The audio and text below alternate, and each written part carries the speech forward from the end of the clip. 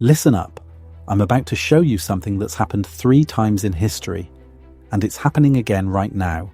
There's a pattern, a sequence, and it has destroyed 3 global superpowers in the last 500 years.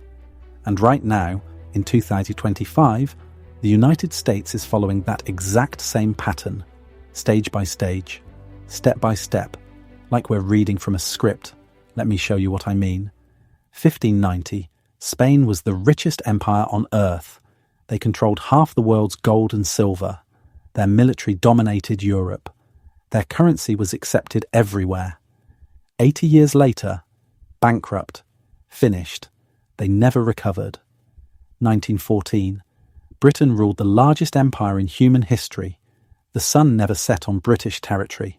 The pound was the global reserve currency. 40 years later, empire gone.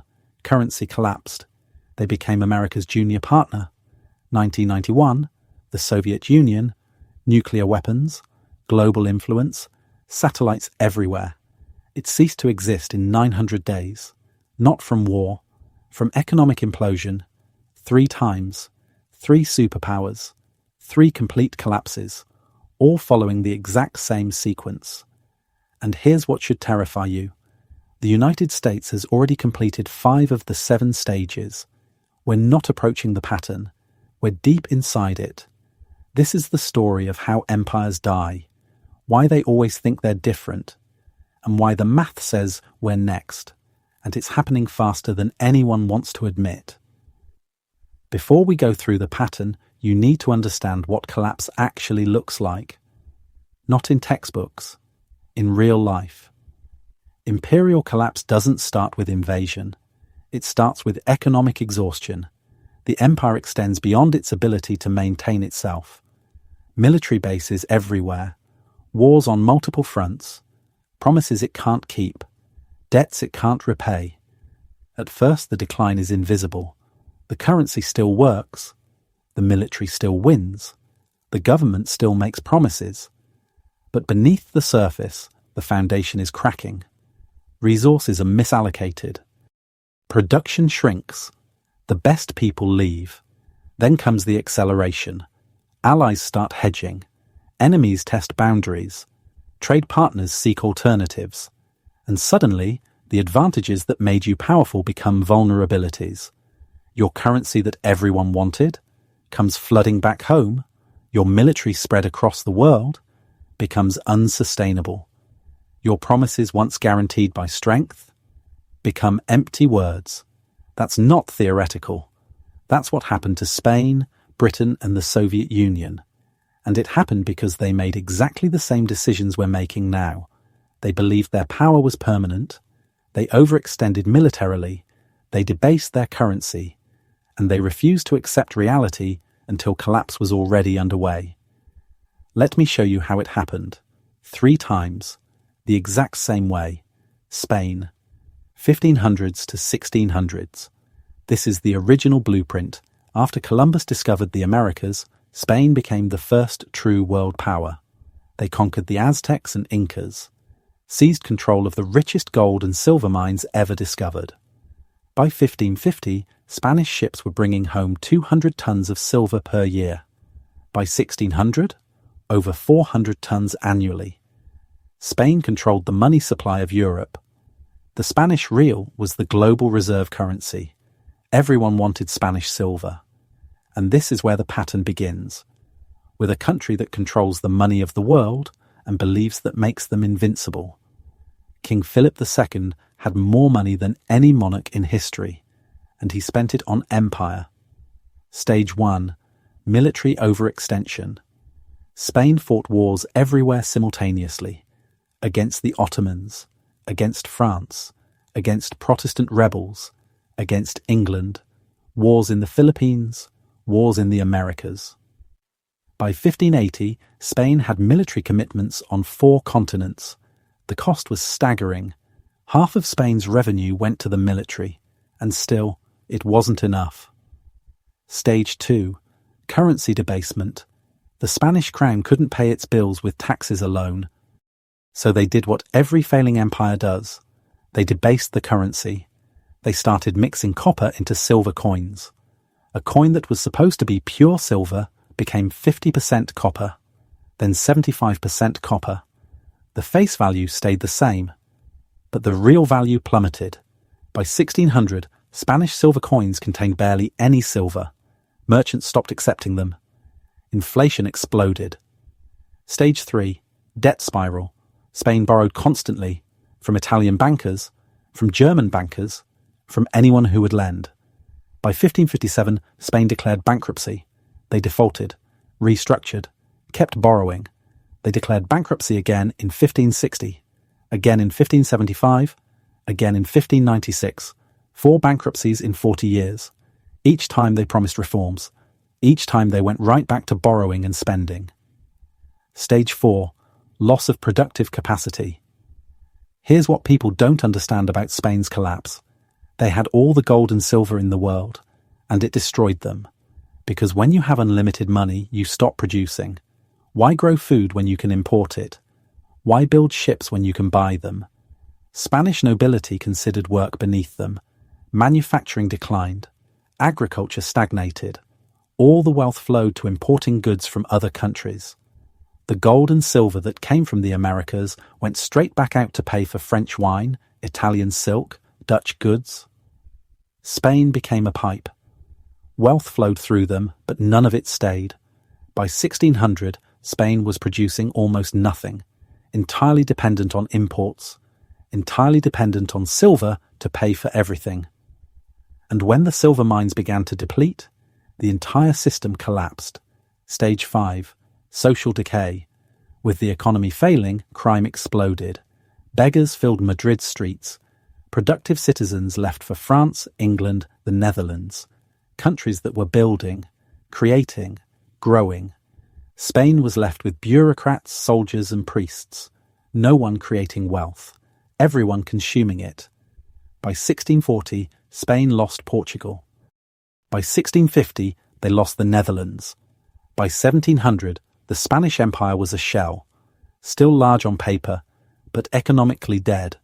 They went from world superpower to secondary power in less than a century, and they never recovered.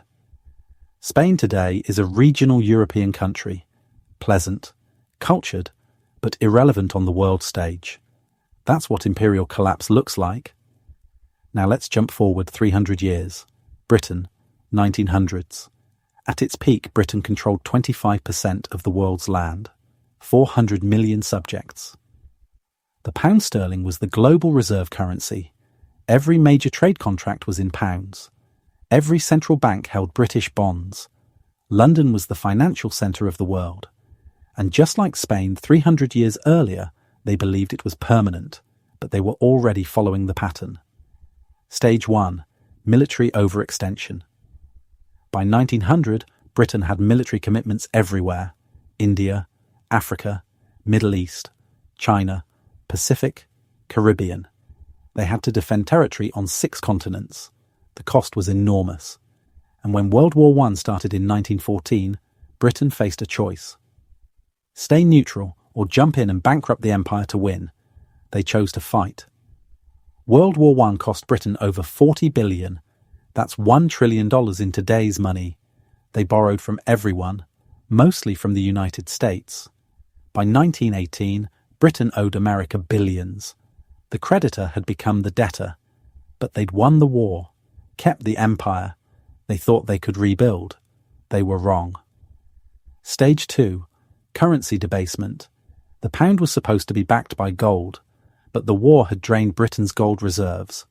By 1920, their gold reserves were half what they'd been in 1914, but they tried to maintain the pound's value anyway.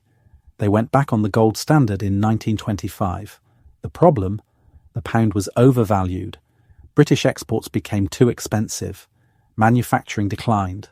Unemployment rose. By 1931, they couldn't hold it anymore. Britain abandoned the gold standard. The pound lost 25% of its value overnight. The global reserve currency had just admitted it couldn't keep its promises. Stage 3. Debt spiral. Britain never recovered from World War I debt, and then World War II started. Another $120 billion in costs. More borrowing from America. By 1945, Britain owed more than their entire GDP. The war was won, but the empire was finished. They couldn't defend it anymore, couldn't afford it, couldn't maintain it. Stage 4. Loss of empire. In 1947, Britain gave up India, the crown jewel, the source of wealth for 200 years, gone. Over the next 20 years, they lost everything: Africa, Middle East, Southeast Asia, Caribbean. By 1970, the British Empire existed only in history books. Stage 5. Currency collapse. The pound kept falling. In 1940, £1 equaled $4.03. By 1950, $2.80. By 1970, $2.40. By 1980, $2.30. Today, $1.27. The global reserve currency became a regional currency. Britain tried to maintain the pretense. UN Security Council seat. Nuclear weapons. Special relationship with America. But everyone knew the truth. They were a former power. The empire was gone. And it never came back.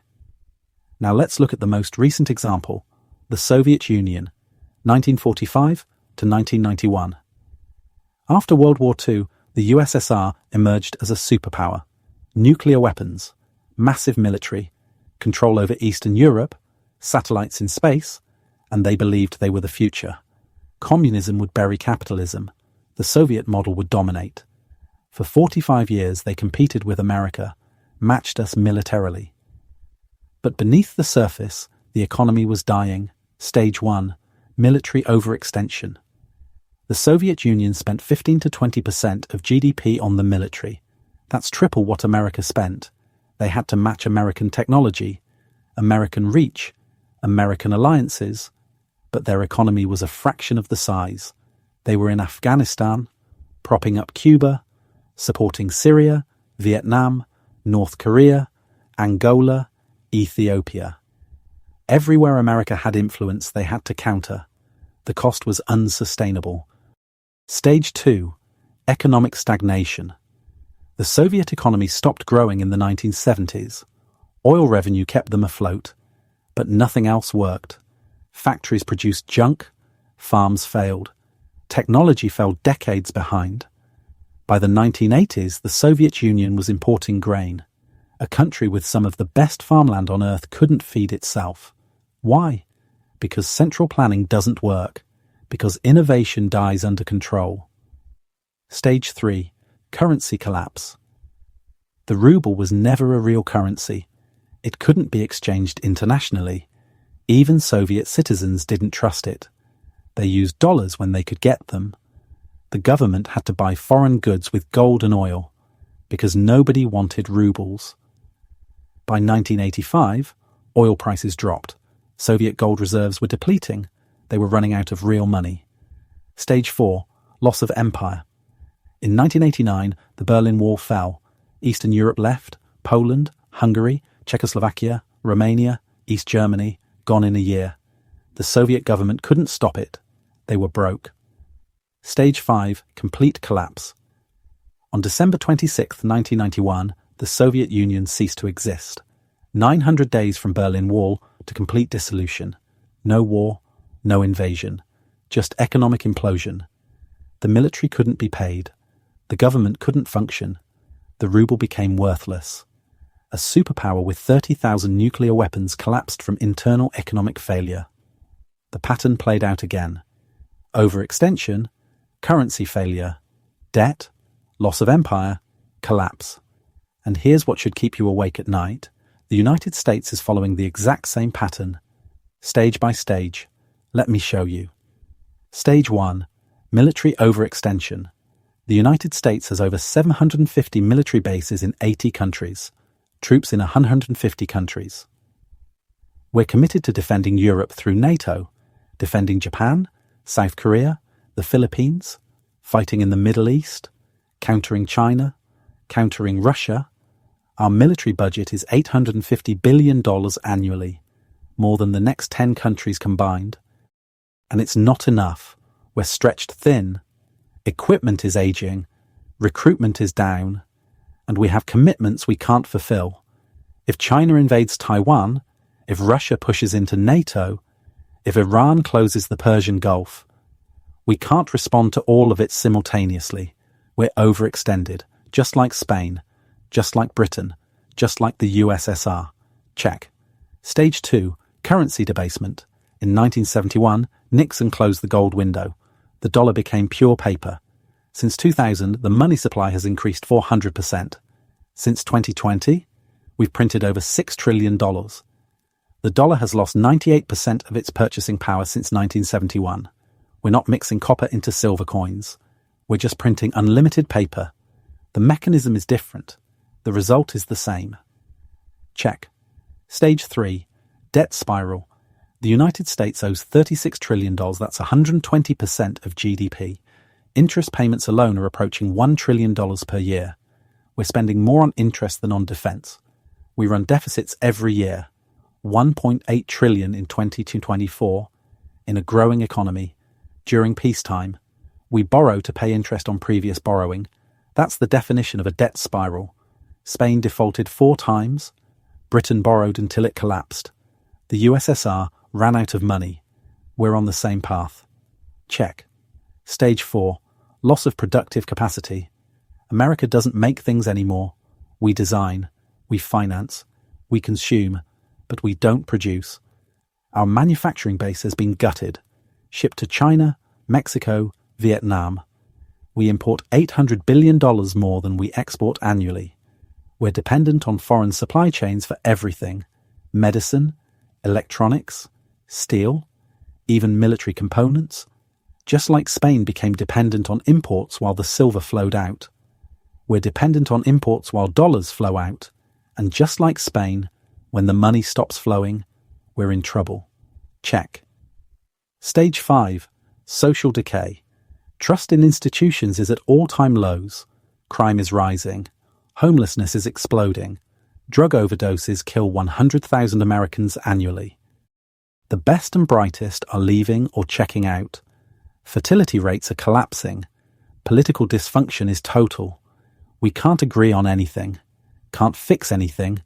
Can't build anything. The signs of decay are everywhere. But everyone pretends it's fine. It's not fine. Check. We're on stage 5 of 7. The Soviet Union made it to stage 5 before complete collapse. So did Britain. Spain lasted longer. But the pattern is the same. We're not at the end yet, but we're deep into the sequence. Stage 6 is loss of reserve currency status. That's when allies start diversifying, when trade moves to other currencies, when the dollar comes flooding back home because no one needs to hold it anymore. We're seeing early signs. BRICS nations developing alternatives, central banks buying gold, China and Russia trading in yuan and rubles, Saudi Arabia accepting yuan for oil. The cracks are forming. Stage 7 is collapse, not gradual decline, sudden implosion. The Soviet Union went from superpower to non-existent in 900 days. Britain lost the empire in 20 years. Spain took longer. But the result was the same. When the reserve currency fails, when the debt becomes impossible, when the military can't be funded, it doesn't decline gracefully. It collapses quickly, brutally, and everyone who thought it couldn't happen here learns the same lesson every empire learns. It can, and it does. 3 empires followed this pattern: Spain, Britain, the USSR. Each believed they were exceptional. Each believed they were different. Each believed the rules didn't apply to them. They were wrong every single time. We're telling ourselves the same lies right now. We're different. We have technology. We have the dollar. We're America. But the pattern doesn't care about exceptionalism. The pattern is mathematical. You cannot spend beyond your means forever. You cannot maintain empire without productive capacity. You cannot debase your currency without consequences. You cannot avoid stages 6 and 7 once you've completed 1 through 5. The sequence is locked in. The only question is timing. Maybe we have 10 years, maybe 5, maybe less. But the pattern says collapse is coming, and when it comes, it won't be slow. It'll be sudden. A currency crisis triggers a debt crisis, triggers a political crisis. Overnight, the superpower becomes a cautionary tale. The reserve currency becomes a regional currency. The empire becomes a memory. 3 times it happened before. The pattern says we're next. Since 2020, we've accelerated every stage. Printed more money, increased more debt, extended military commitments, hollowed out production, fractured society. We're not walking the path anymore. We're sprinting down it, and the end is visible. If you know the pattern, maybe we'll find a way out. Maybe America can do what Spain, Britain, and the Soviet Union couldn't. Maybe we'll reform, rebuild, restore. Maybe this time really is different. But the pattern says otherwise. The math says otherwise. And history, which has watched empires die the same way over and over, says we're about to learn the lesson the hard way.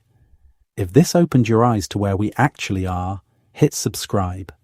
Because when we hit stages 6 and 7, you'll want to understand what happened and why. The answers aren't hiding in the future. They're written in the past. And I'll show you where to look.